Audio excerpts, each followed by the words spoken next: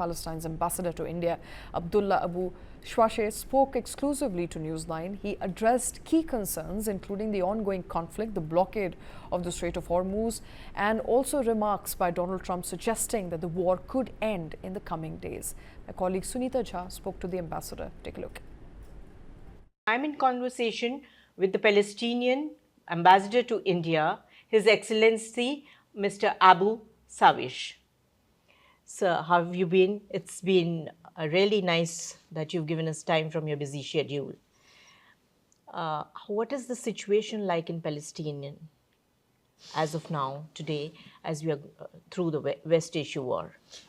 First and foremost, of course, thank you, Sunita, for having me today, and many thanks, of course, to TV9 at large. It's always good to be with you and to back to your channel.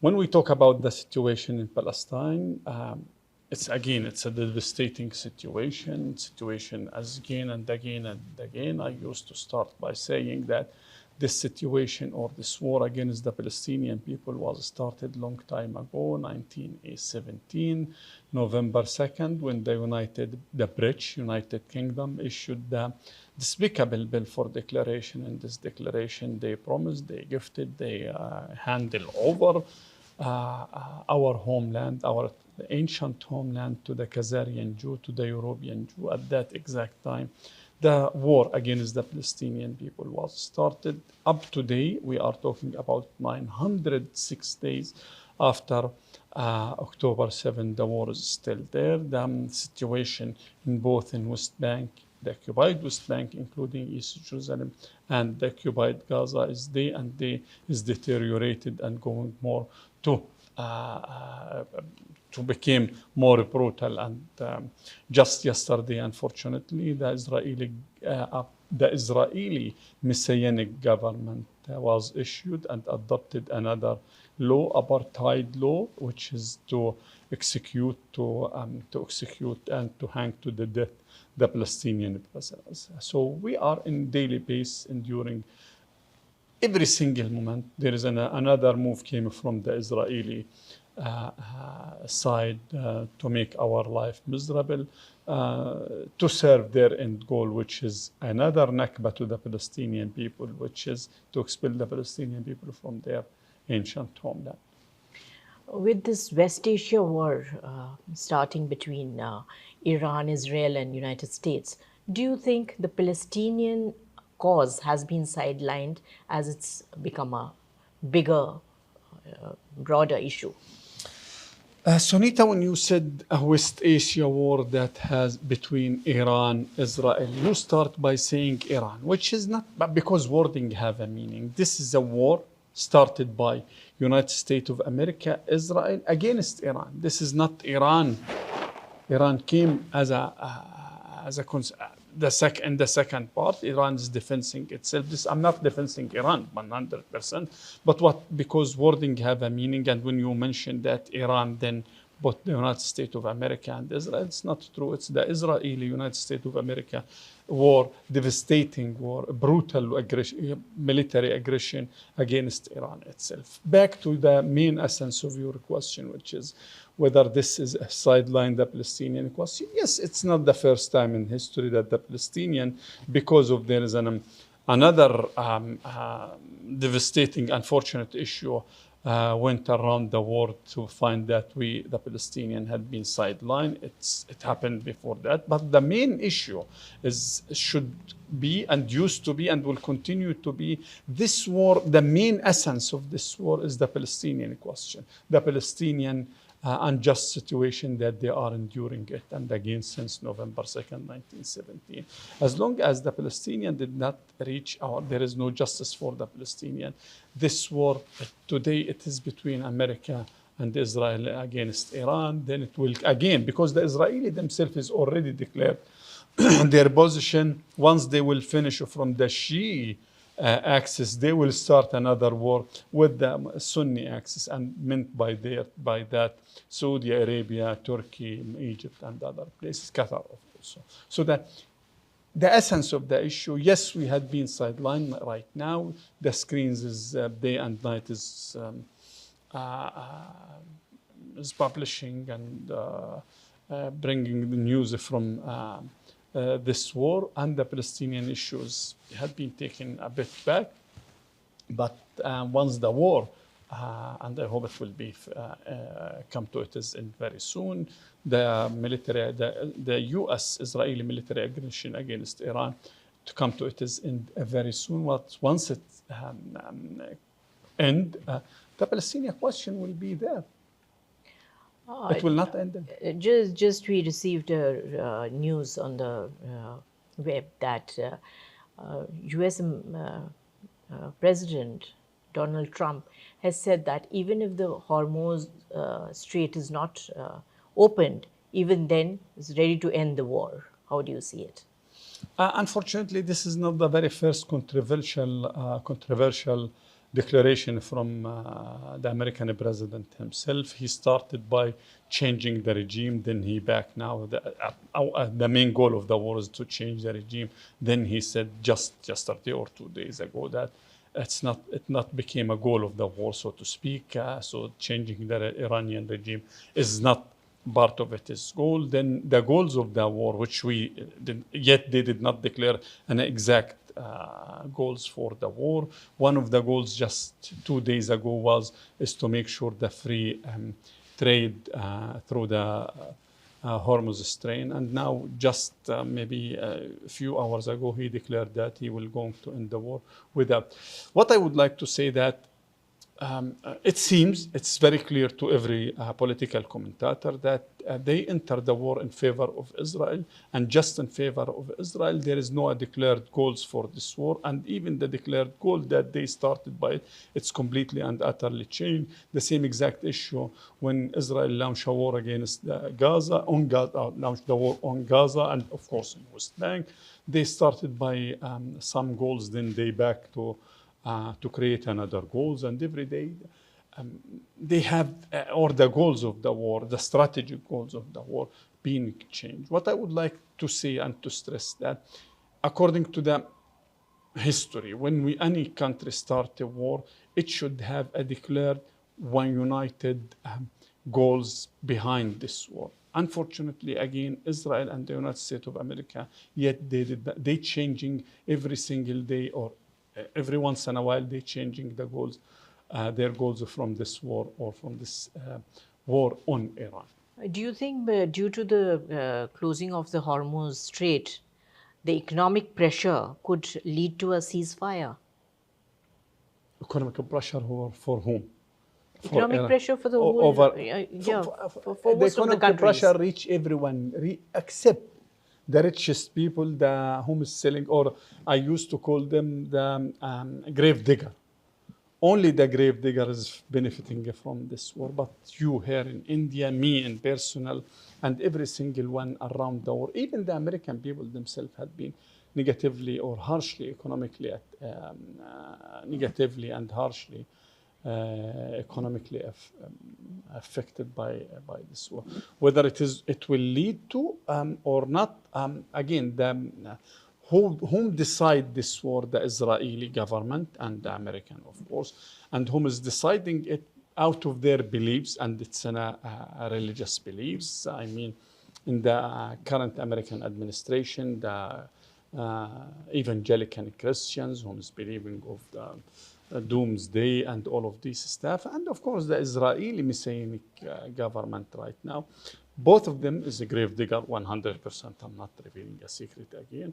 And they are benefiting from this war, and there's benefiting, of course, because ideological speaking, they are benefiting, and behind them there is many of again the grave digger whom is producing all these type of missiles and military equipment. It's billions of dollars, trillions of dollars now. Their bank accounts have been flooded with trillions of dollars. But the other people, we, you, me, and the other people, yes, they are completely, utterly negatively affected. And you can check it here in India. And one of the main indicator is the cooking gas. How do you think that countries like India should balance relations with Israel, Iran, Palestine, and US in such a situation? I'm not pretty sure whether this question should be appointed to me. At least I'm not in position also to tell how could India balancing its relation, because I should say India's, as ambassador, of course, India is playing very critical and very good rules in this issue. Whether it is balancing, it is balance or not balance, it is situation. This is not mine. But again, as I already mentioned, India have, and will continue to have a heavy political weight, heavy economical weight, heavy weight worldwide. And I look forward all the time, and I used to say that in our case as a Palestinian, I look forward for India to play more crucial role, to be more involved in our Palestinian question, because we know how much it is the political weight that and the political leverage that India have. Has the international community failed Palestine? 100%, long time ago, yes. 906 days in a row. The war is there. The war was not stopped. There is nothing called ceasefire. Just yesterday, 6 Palestinians have been killed. We already lost more than 76,000 of our loved ones, all of them without any exception. It is innocent, and when I say innocent, because all the names is there, all the names whom killed and lost their life directly by the Israeli military aggression is published, and yet Israel did not point its finger to say that this is a wanted person or this is Hamas or Palestinian fighter. So yes, the international community unfortunately has failed us. International community has kept mum. I mean, at large, I'm not accusing anyone. I'm not labeling anyone in person, of course, but the international community, yes, in the 2030 agenda, sustainable development agenda, we have a very great principle called no one will be left behind. We, the Palestinians, had been already left behind, already. And it was not even just for the last 906 days. We already, or before this, since the very first day of issuing again the notorious despicable bill for declaration, we had been left behind. In this declaration, could you imagine the British, whom have zero footprint in our homeland, whom have zero right to our or zero, everything is zero at that time. Then they decided to pledge our homeland to the Jewish, to the European Jewish. This is a type of how did the international community fail us? How did the international community turn its back to our misery? Then the international community itself in 1947 decided to what's so-called the partition plan of Palestine, or adopted the resolution 181.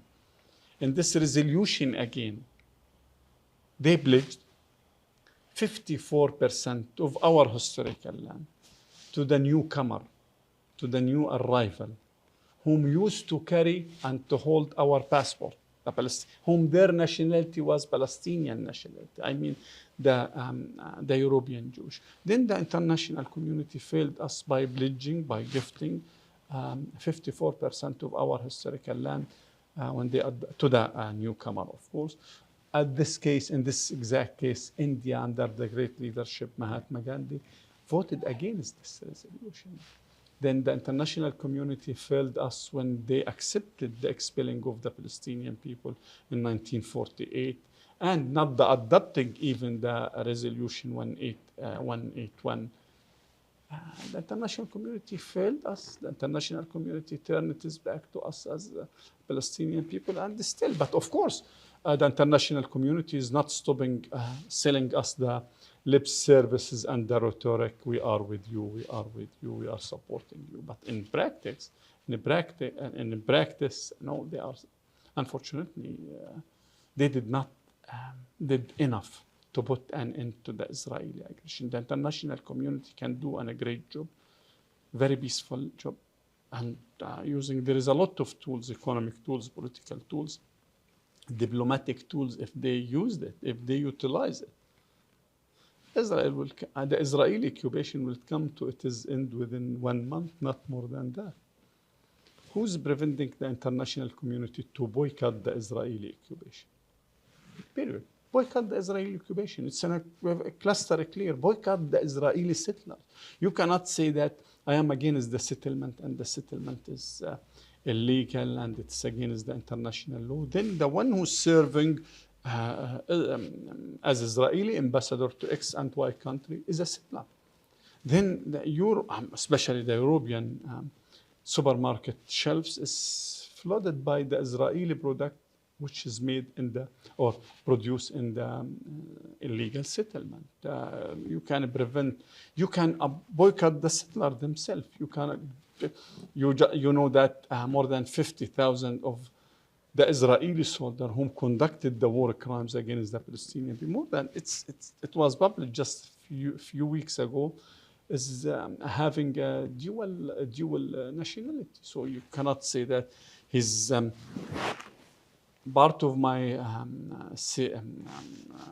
residence as X or Y country, then he's serving and killing the Palestinian in other place. You should put an end to this. What is guiding the international community that failed the Palestinian people is the hypocrisy and the double standard. Let us remember that the same exact international community imposed 30,000 different types of sanctions against Russia. Just during the last 4 years, 0 sanction against Israel.